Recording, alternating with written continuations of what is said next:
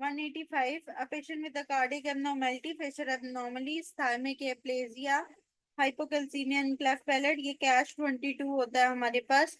ठीक है, ये अगर किसी ने मेरे साथ जो है वो जेनेटिक की क्लास अटेंड की है आप लोगों में से।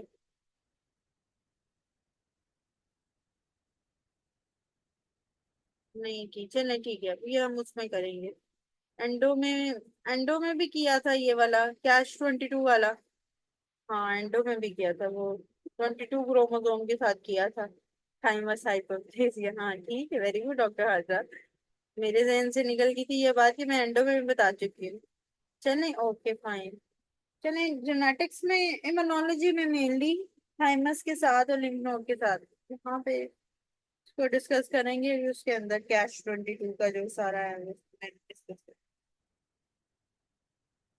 186, the person taking to Siachen 12,000 feet from sea level developed the dyspnea. Post 12 hours most likely, ये पहले भी कर चुके हैं। अगर 12 घंटे वाली बात है तो पल्मोनरी एडीमा है, 6 महीने की बात है तो secondary पोलीसाइथीमिया। 187, the most common cause of thoracic aortic dissection hypertensive में क्या है कि मीडियल डिजनरेशन हो जाएगी। 188, the patient died and after his autopsy was done, the tunica media was leaking in the blood vessels। तो जब ट्यूनिका मीडिया नहीं होती है उसे बैरोई एनोरिज्म कहा जाता है, ये हम पहले भी कर चुके हैं। 189 में takes place in the neurogenic shock, peripheral vascular resistance कम हो जाती है। 190, द पेशेंट में ECG there is absent P wave but normal QRS complex, तो उसके अंदर हमारे पास क्या है, A V node. Pacemaker किधर है, ए बी नोड पे। क्यूआरएस कॉम्प्लेक्स नॉर्मल आ रहा है लेकिन पी वेव नहीं आ रही, तो ए बी नोड पे पेस मेकर रखना है। 191, the vasculitis that involves the same vessels and different vessels, एक ही vasculitis होता है, that is the pan polyarteritis nodosa, जिसमें different type of vessels involved होती हैं। ठीक है, 192 repeat है, 193 repeat है। 194, the 1 year old child present to you with a failure to thrive, progressive cyanosis, tachypnea। जी आवाज को, tachypnea and left ventricle hypertrophy, which of the following defects are you suspecting? तो teratology of फेले जिसमें left ventricle hypertrophy prove है, prove. Proof क्या करना है teratology of फेले में? एक एक करके बता दें सारे। पहला बताएं जी, पी विद डॉक्टर हाजरा, आप ही लिख दें। पी से क्या है, pulmonary cirrhosis. Okay doctor Laraib, R से लिखिएगा, आर से क्या है प्रूफ में? कोई और टाइप ना करें अनलेस एंड अनटिल डॉक्टर लरैब, अगर हमें सुन रही हैं तो वो टाइप कर दें प्लीज। जी डॉक्टर सलमान, टाइप करें आर से क्या है प्रूफ में।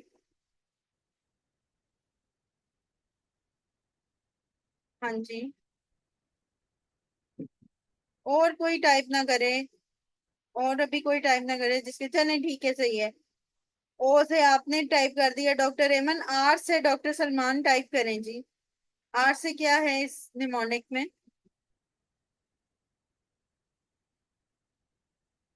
नहीं आता? नहीं सुना पहले लेक्चर? ठीक है डॉक्टर आबिद, आप बताइएगा प्लीज। आर से क्या है प्रूफ के अंदर? Right ventricle hypertrophy, very good.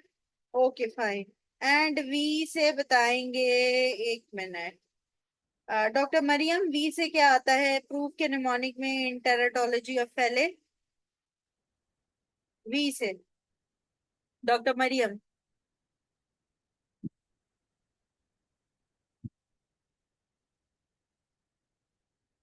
जी, V S D, very good. ठीक है, तो ये जो है वो प्रूफ का निमोनिक कंप्लीट हो गया। ओके जी। 195, द इन्फेक्टिव एंडोकार्डाइटिस किन पेशेंट्स में होता है? आईवी ड्रग अब्यूजर्स में। और कौन सा स्टेफ इन्वॉल्व होता है?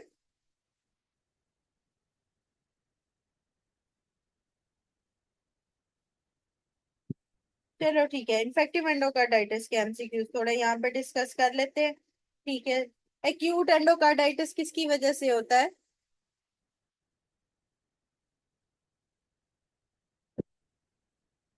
ठीक है, सब एक्यूट किसकी वजह से होता है? ठीक है, प्रोस्थेटिक वॉल्स किसकी वजह से होता है? प्रोस्थेटिक वॉल्स में एपिडर्माइडस, एपिडर्माइडस डॉक्टर लरैब, एपिडर्माइडस।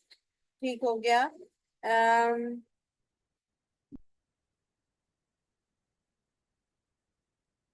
अच्छा, एसएलई एसोसिएटेड कौन सा होता है?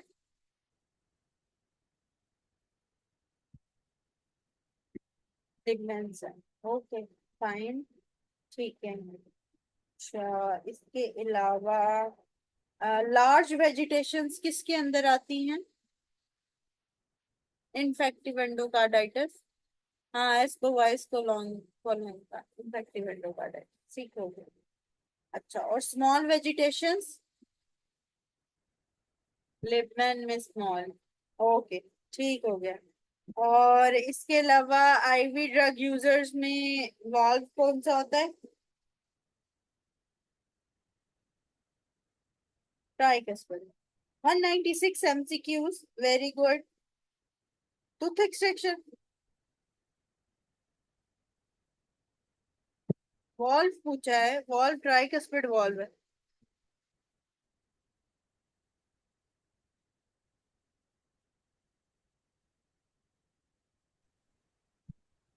197, the patient after RTA with a multiple ribs and fracture, which of the following must be the first treatment? तो जब हमारे पास एक पेशेंट मल्टीपल रिब फ्रैक्चर के साथ है, आरटीए है, तो लाजमी ब्लड लॉस होगा। तो उसके अंदर जो है वो फ्लूइड रिप्लेसमेंट पहले करें। हाँ, वेरी गुड डॉक्टर एमन। अच्छा, उसके बाद क्या है? 198, the patient who was admitted to a hospital and got operated on 8th post of day, he suddenly develop dyspnoea. तो ये किसकी वजह से है? पल्मोनरी एम्बोलिज्म, जो कि वो डीवीटी की वजह से डीवीटी डेवलप कर गया। ठीक है। एयर एम्बोलिज्म, सीवीपी लाइन पास करते हुए शॉर्टनेस ऑफ ब्रेथ हुई है, अचानक तब हो गया। प्रेग्नेंट लेडी है, लॉन्ग फ्रैक्चर बोन है, और हॉस्पिटल आते आते जो है उसकी डेथ हुई है, तो ये amniotic फ्लूइड एम्बोलिज्म है। लेकिन हाँ, 12 आवर्स के बाद उसकी डेथ हुई है, तो क्या होगा?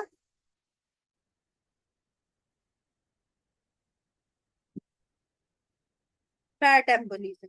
ठीक है। आफ्टर 3 to 5 डेज या 12 आवर्स का वो एक वो रखते हैं। ठीक है। और अगर sudden death, sudden shortness of breath हुई है, तो वो भी पल्मोनरी एम्बोलिज्म है। और अगर कोई प्रोसीजर हुआ है और तब डेथ हुई है, तब भी पल्मोनरी एम्बोलिज्म है, क्योंकि वो डीवीटी है, इमोबिलाइजेशन। ठीक है।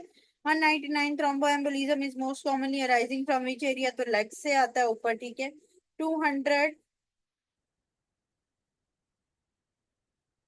a patient post-operatively after 2 hours develop the tachycardia hypotension, तो post-operatively hypovolemic shock ही है। अच्छा, ठीक हो गया। अच्छा, और इसमें मजीद करने की अब जरूरत है, क्योंकि बहुत सारे एमसीक्यूज अभी भी रिपीट हुए हैं। तो अब मजीद कुछ इसमें समझ ना आई हो, कोई मुश्किल चीज तो नहीं थी मेरे ख्याल से, लेकिन फिर भी क्योंकि आप लोगों ने टेस्ट भी करना है, तो if you want to do test, तो उसके लिए टाइम स्पेयर किया जा सकता है। ठीक है।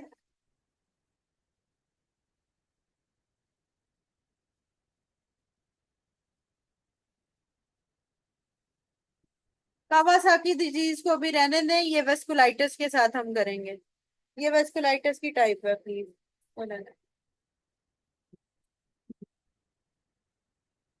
ठीक है, वेस्कुलाइटिस हमने करनी है, जनरल पैथो हमने करनी है, हमने मेनली जनरल पैथो के साथ ही करेंगे। 239, what metabolic derangement is present in progressive non-compensated shock in which reverse phenomena failed? अच्छा, जो हमारे पास कंपनसेटेड शॉक होता है ना, वहां पे मेटाबॉलिक एसिडोसिस के बाद रेस्पिरेटरी अल्कलोसिस आ जाती है। जो नॉन कंपनसेटेड शॉक्स होते हैं, उनके अंदर हमारे पास मेटाबॉलिक एसिडोसिस और रेस्पिरेटरी एसिडोसिस आ जाए।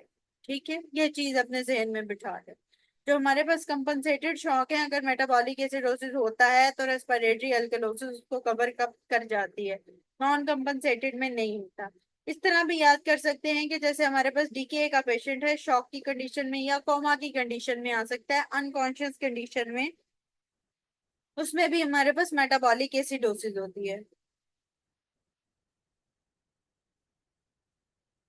ठीक है, ओके।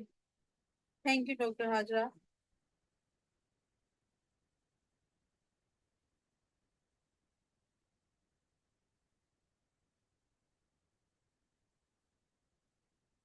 जिन्होंने आज हमें ये सीवीएस का लेक्चर पैथो का पहली दफा अटेंड किया है, उनके लिए पीछे हम थ्योरी और एमसीक्यूज के 100 एमसीक्यूज का एक पीछे भी लेक्चर जो है वो हो चुके हैं। ठीक है, अब 200 एमसीक्यूज कंप्लीट हो गए। मैं बाकी के छोड़ती इसलिए भी हूँ,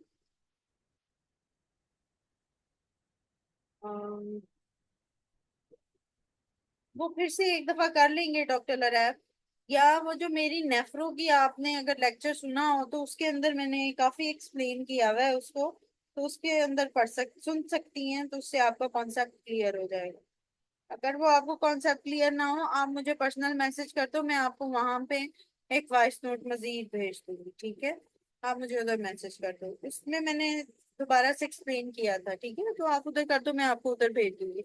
अच्छा, और जो हमें पहली दफा सुन रहे हैं उन्हीं के लिए यही था कि लेक्चर्स हमारे पहले अपलोडेड हैं। ठीक है, थ्योरी का ये वो सुन सकते हैं, लेकिन उनका रिवाइज होगा। क्योंकि जो अभी तक टाइम टेबल हमारे पास चल रहा है that is for September.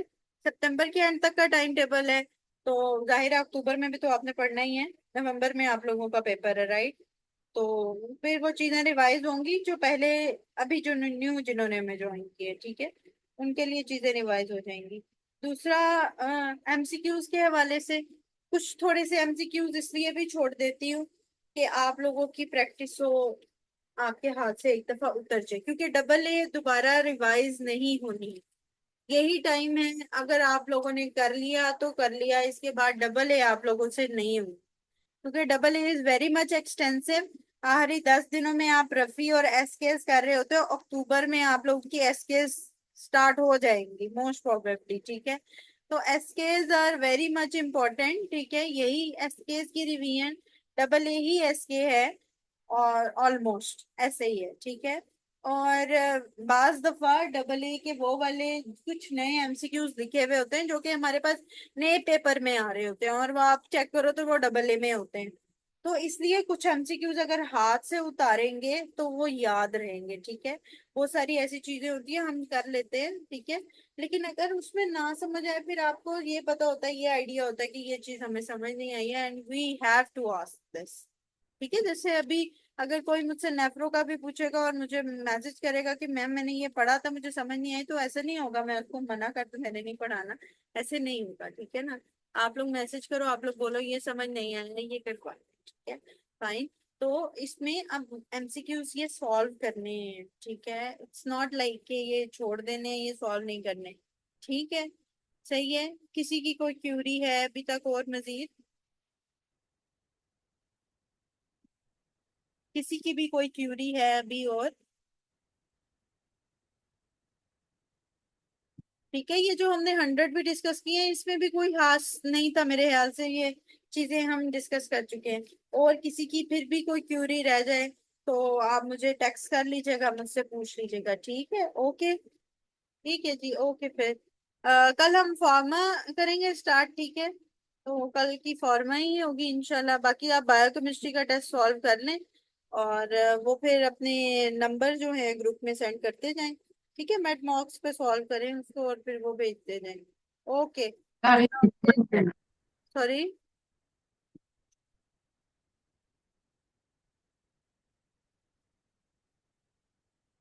Okay.